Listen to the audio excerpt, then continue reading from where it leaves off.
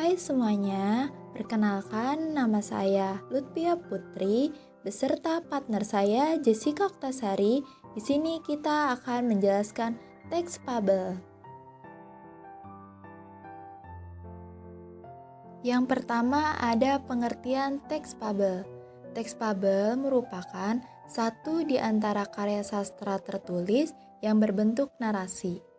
Teks cerita fabel menceritakan tentang kehidupan binatang yang berperilaku menyerupai manusia. Binatang-binatang yang diceritakan di dalam teks fabel ada yang memiliki karakter jujur, sopan, pintar, dan senang bersahabat. Ada juga yang memiliki karakter licik, culas, sombong, suka menipu, dan ingin menang sendiri. Sekarang, coba kalian uraikan dengan teks fabel yang pernah kalian baca. Apakah ada karakter yang baik hati? Apakah ada yang karakter yang buruk? Struktur teks cerita fabel. Setiap teks pasti memiliki struktur yang berfungsi untuk membedakan antara teks satu dengan teks lainnya. Sebagai cerita naratif, teks cerita fabel memiliki struktur orientasi, komplikasi, resolusi, dan koda. Struktur teks fabel hampir sama dengan cerita pendek. Hanya saja di dalam teks fabel terdapat tahapan koda di akhir cerita. Di sini saya akan menjelaskan tentang berbagai pengertian struktur teks fabel. Yang pertama ada orientasi. Orientasi merupakan bagian yang menunjukkan awal kejadian cerita atau latar belakang bagaimana peristiwa tersebut bisa terjadi. Dalam orientasi biasanya berisi tentang pengenalan latar cerita yang berkaitan dengan nama tokoh, waktu, ruang, dan dimanapun peristiwa tersebut terjadi. Yang kedua ada komplikasi. Komplikasi merupakan peristiwa di dalam cerita yang memperkenalkan konflik. Komplikasi merupakan bagian yang penting dalam cerita, karena pada tahap inilah akan muncul konflik yang dialami oleh tokoh. Dan yang ketiga ada resolusi. Resolusi merupakan tahap yang mana muncul berbagai solusi dari konflik yang dialami oleh tokoh. Yang terakhir ada koda. Koda merupakan bagian akhir cerita yang berisi tentang pelajaran yang dapat diambil dari peristiwa tersebut. Contohnya amanat. Unsur kebahasaan teks fabel.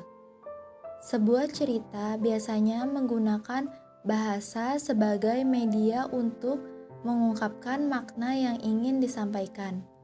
Bahasa dalam suatu teks cerita fabel dipandang sebagai unsur yang penting, karena jika ingin menguasai teks secara keseluruhan, maka bahasa pun perlu untuk dipahami. Adapun unsur kebahasaan yang terdapat dalam teks cerita fabel terdiri dari 4 kebahasaan. Yang pertama ada penggunaan kata kerja yang berupa kata kerja transitif dan intransitif. Yang kedua adanya penggunaan kata sadang, si, dan sang. Yang ketiga adanya penggunaan keterangan tempat dan waktu. Dan yang terakhir adanya penggunaan kata hubung, lalu, kemudian, dan akhirnya. Penjelasan tentang unsur kebahasaan. Yang pertama ada penggunaan kata kerja yang berupa kata kerja transitif dan intransitif. Kata kerja transitif adalah kata kerja yang memerlukan objek dalam kalimat, misalnya memegang, mengangkat. Sedangkan kata kerja intransitif adalah kata kerja yang tidak memerlukan objek dalam kalimat, misalnya diam, tidur, mandi, dan lain sebagainya. Perhatikan contoh berikut ini. Pada suatu petang, si Momon mengajak Yang pergi keluar. Berarti itu transitif. Dan yang ada juga Ia mendekati Yam-Yam dengan pelan-pelan, artinya transitif. Yam-Yam berlari sekuat tenaga ke dalam hutan, artinya intransitif. Untuk mempermudah mengenali mana yang termasuk ke dalam kelompok kata intransitif dan mana yang termasuk transitif, cukup perhatikan imbuhan awalnya. Perba, kata kerja transitif sebagian besar mengalami afeksi prefektif dan konflik, seperti memandikan, membeli, menjual, dan lain sebagainya. Sedangkan intransitif kata kerjanya terdiri sendiri, seperti makan, minum, lari. Namun tidak semua kata kerja dapat dianalisis dengan menggunakan rumus tersebut, sebab ada beberapa verba yang mengalami afiksasi tetapi termasuk ke dalam verba intransitif, seperti menyanyi, menari, berlari, dan lain sebagainya. B. Adanya penggunaan kata sadang, si, dan sang.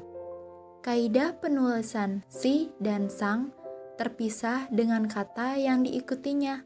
Kata si dan sang ditulis dengan huruf kecil, bukan huruf kapital. Perhatikan contoh kalimat berikut. Namun, persahabatan mereka mengalami keretakan karena si Momon yang suka semena-mena terhadap binatang lain. Dan perhatikan contoh berikutnya. Pada suatu petang, si Momon mengajak si Yam-Yam pergi keluar untuk berjalan-jalan di hutan seperti biasanya. Yang C. Adanya penggunaan keterangan tempat dan waktu. Dalam teks cerita fabel, biasanya digunakan kata keterangan tempat dan kata keterangan waktu untuk menghidupkan suasana. Untuk keterangan tempat biasanya digunakan kata depan di, dan keterangan waktu biasanya digunakan kata depan pada atau kata yang menunjukkan informasi waktu. Contohnya, dikisahkan pada suatu zaman ada seekor ayam yang bersahabat dengan seekor monyet. Dan ada juga contoh lainnya. Pada suatu petang, si Momon mengajak si Yam-Yam pergi keluar untuk berjalan-jalan di hutan seperti biasanya. Dan ada juga yang terakhir, contohnya, untunglah tidak jauh dari tempat itu. Ia menemukan tempat kediaman si kepiting, teman Yam-Yam mandi ketika di sungai. Dan yang terakhir ada kata lalu kemudian memiliki makna yang sama. Kata itu digunakan sebagai penghubung antar kalimat dan intrakalimat. Kata akhirnya biasanya digunakan untuk menyimpulkan dan mengakhiri informasi dalam paragraf atau dalam teks. Berikut adalah contoh kalimat yang diambil dari teks yang telah kita baca sebelumnya. Ia mendekati Yam-Yam dengan pelan-pelan, kemudian menangkap dan mencabuti bulu Yam-Yam. Sekian materi yang dapat kami sampaikan mengenai teks fabel. Kurang lebihnya mohon maaf. Semoga video tersebut bermanfaat. Wassalamualaikum warahmatullahi wabarakatuh.